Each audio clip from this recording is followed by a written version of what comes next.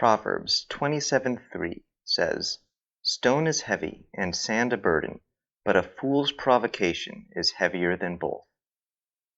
The world record for heavyweight lifting is currently held by Lasha Talakaze, setting the record in the Tokyo Olympics with his competition lifts totaling 1,073.6 pounds.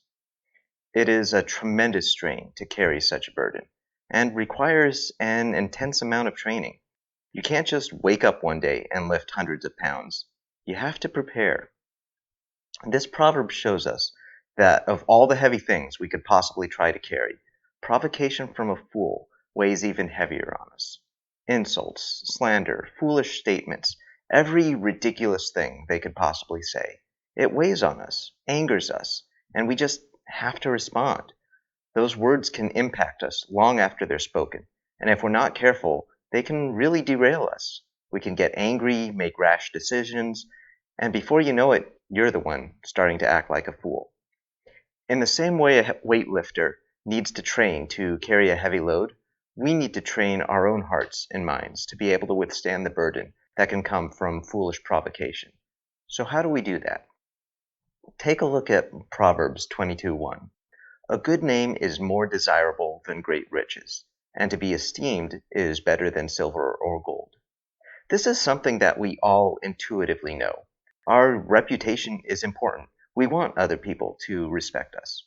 When we face foolish provocation, there can be a part of us that feels like our reputation is being attacked, that others will think less of us because of the words the fool has spoken. We're afraid of shame.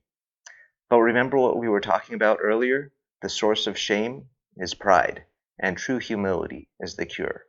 When we have the right attitude of humility, when we're focused on how God sees us rather than how other people see us, we're able to resist the burden of provocation. God doesn't listen to fools, and He knows the truth about us, both the good and the bad. Proverbs 18:7, "A fool's mouth is his ruin, and his lips are a snare to his soul." Often we don't need to do a lot to respond to a fool. Eventually, they're going to ruin themselves with their words, and they'll turn people against themselves. It may take time, but when we're trusting in God, we can have the patience to wait for a fool's end to come. Now, sometimes it's right to respond to someone's false statements. Take a look here at Proverbs 9:7-9. "Whoever corrects a scoffer gets himself abuse, and he who reproves a wicked man incurs injury. Do not reprove a scoffer, or he will hate you. Reprove a wise man, and he will love you. Give instruction to a wise man, and he will be still wiser. Teach a righteous man, and he will increase in learning." One of the things we need to ask ourselves when someone says something we know is wrong is how this person will respond to our corrections. If there's someone who doesn't care about the truth, if they don't care about doing right, you're probably wasting your time. You can try, but they're probably going to get upset with you as a result.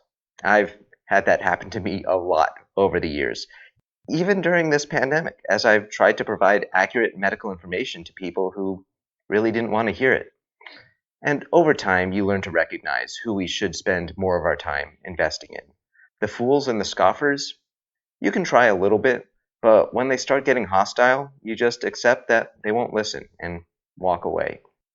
Instead, focus on the people who want to learn and grow, and pray that over time the hearts of those who are foolish will be more receptive to correction. Now take a look at Proverbs 27:6. "Wounds from a friend can be trusted, but an enemy multiplies kisses." Not every comment that makes you upset is necessarily bad. When someone says something that upsets us, one of the things we should ask ourselves is if this person is someone who is looking out for our good. Their words might hurt in the moment, but they also might save us from a greater pain later down the road. Meanwhile, watch out for someone who never tells you anything you don't want to hear. They'll flatter you, tell you to overlook your faults, and before long you'll find your pride and your ego start tripping you up.